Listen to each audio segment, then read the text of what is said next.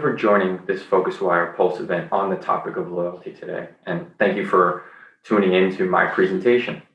Now, Phocuswright did a research study last year in the midst of the pandemic on loyalty travelers. And for the study, we surveyed 1,000 US loyalty members who took a trip in 2019, not during the pandemic. And we kind of asked them questions around what loyalty programs meant to them and how did they use them. Now, as we know, loyalty programs have been a part of the travel industry since the first frequent flyer program debuted in the early 80s, offering travelers mileage-based points. And since then, they have become widespread and evolved from simple miles or points-based programs to complex multi-tiered entities. The original idea of loyalty as a mechanism to entice and reward frequent travelers for coming back to brands has been democratized and is accessible to the wider travel population. But as we still face the effects of the pandemic and the lack of travel, are they still relevant? So I want to go back to a year ago. We faced so much uncertainty. Countries finally coming to grips with the full gravity of the situation brought on by COVID-19. Countries locked down and travel halted across the globe. Now, a year later, we have learned more about the virus, started developing vaccines, and have slowly started to regain hope that life as we knew it can return, especially in our industry of travel. But even amid the pandemic, travel still occurred. Yes, it was a bit different, and not as many adults in the US took a trip as in 2019. So here we just recently got our study back of our syndicated study that we do every year. So this we ran in January of 2021 to find out about 2020. And only about half of US adults took a trip compared to that stellar year we had in 2019 for the travel industry here in this country. But when we look at the travel incidence by age, the shifts are not surprising based on the medical advice that we received about COVID-19 and who were deemed the most at risk. We see significant shifts in the percentage of older age groups being less likely to travel than we do from Gen Z and millennial age groups who only pulled back slightly. And early 2021 news reports show flight traffic is up, and based on vaccine rollout timelines and positivity that travel should look to slowly rebound this year. One of the findings we found last year in a lot of our COVID reports were that travelers really wanted to, feel safe when they can travel, and one of those safeties was that vaccines are available as that our destinations are available for them to experience fully. But why talk about loyalty in the midst of a pandemic and travel that is technically still limited across the globe?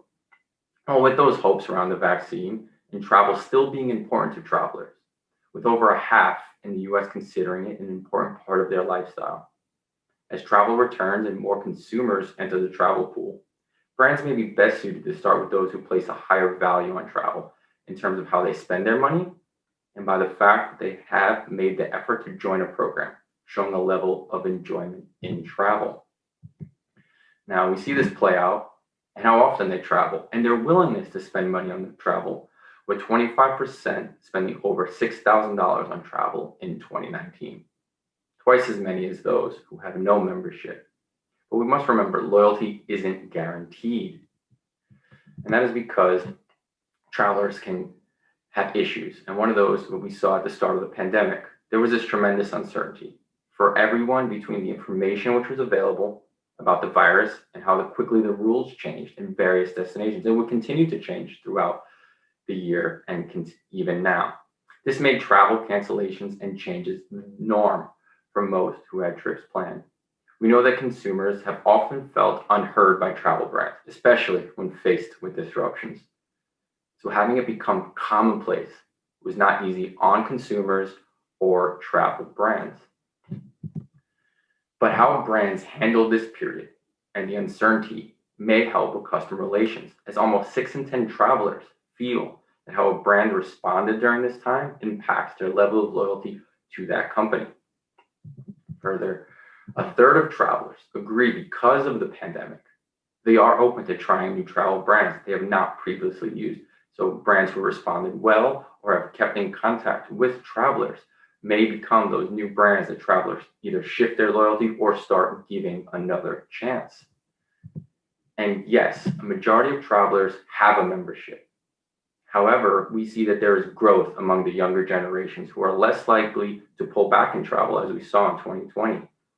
Along with Gen Z and millennials taking up over 40% of the travel pool, further giving them a chance to grow these programs among these newer generations. And even during the pandemic, about 8 in 10 of travelers who took a trip were loyalty members. So they were even able to continue traveling because of that love for this product and wanting to join it.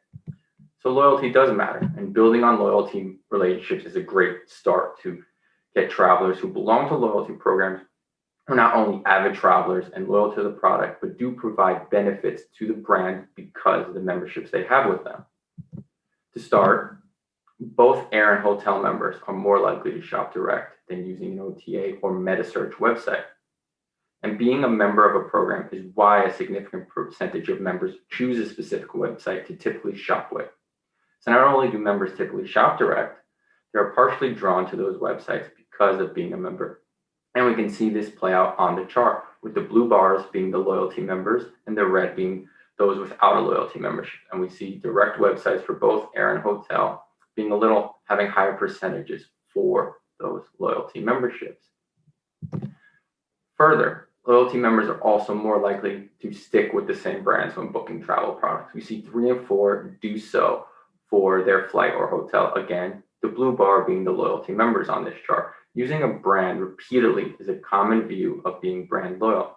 And while travel is not a frequent purchase in the US, with only about an average of 2 leisure trips a year, US travelers are also very likely to visit destinations they have been to previously, giving brands a chance to keep connected for future years. And after a year of limited travel, connecting with and being top of mind for travelers who use a brand in the past is a good way to start, to maybe try and influence some more booking behavior and purchases they can try. Also, their loyalty goes beyond just shopping on a website or sticking with brand. They're also advocates for the travel products, recommending them to friends or family. These are travelers who travel frequently, travelers who place a higher priority on the product, and also view it as a part of their lifestyle. So 76% of loyalty members made travel recommendations to friends or family, while only 47% of non-members have done the same. So if brands were able to respond well to the pandemic and help those who had travel plans or assure members that benefits would not be lost as travel resumes this year, loyalty members will most likely reward those brands. Yet, we must still remember what made travelers join programs. Travelers are enticed to these programs because of the points and perks they offer. As travel regains and the consumer concerns associated with the pandemic lessen, they will want to see that those brands understand the circumstances of this year and that things may have changed a little. While they still want these perks and upgrades, they don't want to have them lost. And what we have seen is brands across the industry have responded by providing such flexibility along with status retention and extending credits and benefits. And we as a Phocuswright team hypothesize that loyalty members will look for such perks, even when we recover from this pandemic, as they reevaluate how they travel. And we believe this because we see that providing flexibility to extend what loyalty perks have started to matter more. Perks such as free cancellations or changes will matter more to a majority of travelers due to the pandemic. This was a higher percentage of travelers than who selected options like extra points or upgrades, which made them join the program. And while we think about this, we understand that there was so much uncertainty, and travelers, 74% of travelers had plans affected by this pandemic. So being a member of a program that allows them to not have to worry about this can help them make that decision to book travel as travel starts to rebound. And when we think about points, we see that these travelers use them. And this is why helping them save them for a year that travel may have not been accommodating for them or able to do is important and the right action for a lot of these brands to take. We see that 67% of loyalty members redeemed from one of their programs in 2019 or 2020, with air and hotel members being the most likely to redeem. These points are what get them to join these programs, So keeping this enticing them will keep travel top of mind, that they can still keep them. And what we see is there's actually other ways to incentivize travelers to get points. We see that credit cards are incentive for travel points and making them easier to obtain, especially for that younger age group who are the least likely to be members. 39% of travelers in total have a card from a brand that is not really affiliated with a travel company, such as a Chase Sapphire or Amex Platinum. And that younger age group seem to be the prime demographic, as 50% of 18 to 34-year-olds have such a card. And the majority of that age group use them to redeem for travel. The extra ease a credit card gives to earn attracts this group who may not be able to travel enough to earn points, but can use a card on some everyday purchases and keep racking up travel points to then redeem for cheaper travel. But we must remember that travelers are still cautious about what brands they may use due to concerns around the virus, which may lead them to want to try new brands, as earlier mentioned, and has increased the importance of brands providing more flexibility. As we see travel continue to increase with the vaccine rollout, the anxiety and fears around the virus still may be there. So assuring travelers that safety is a priority and that their trip is protected, or what they paid for is protected, can keep them loyal and not be affected by the 64% of travelers who feel that they will be more cautious about what brands they use. Try to reassure and keep them within those programs that they already trust. So why loyalty programs are still relevant after a pandemic is because these programs are important to travelers and will become more important for them than they were before. We found that almost 1 in 3 travelers feel their loyalty program memberships will be even more influential compared to pre-COVID. It is not surprising, since these are the brands that travelers already like to use. They have a relationship with, which drives them to shop directly and more likely to book with. So they are the travel brands should revisit these travelers with their marketing, especially as they're willing to try new brands and cautious about their safety when travel returns. These are the travelers who want this product, and travel brands should not forget that. Thank you for your time and listening into this presentation.